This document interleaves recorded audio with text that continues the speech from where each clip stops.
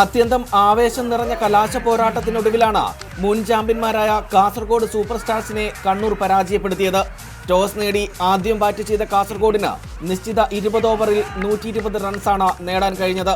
എന്നാൽ മറുപടി ബാറ്റിംഗിനിറങ്ങിയ കണ്ണൂർ റോയൽസ് 18.6 ഓവറിൽ വിജയം കൈപ്പിടിയിലൊതുക്കി.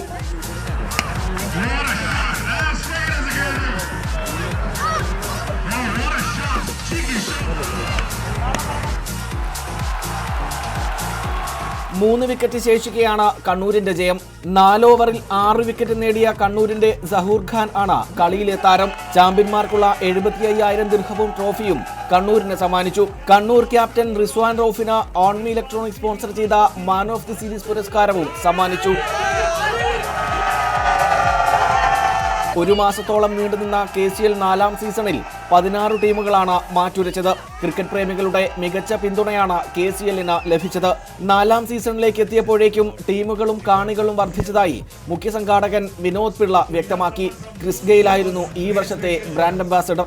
മലയാളികൾക്ക് കൂടുതൽ ഇൻവോൾവ്മെന്റ് കൊടുത്ത് അങ്ങനെ ഒരു ഇതാണ് KCLന്റെ ഐഡിയ എന്ന് പറയുന്നത്.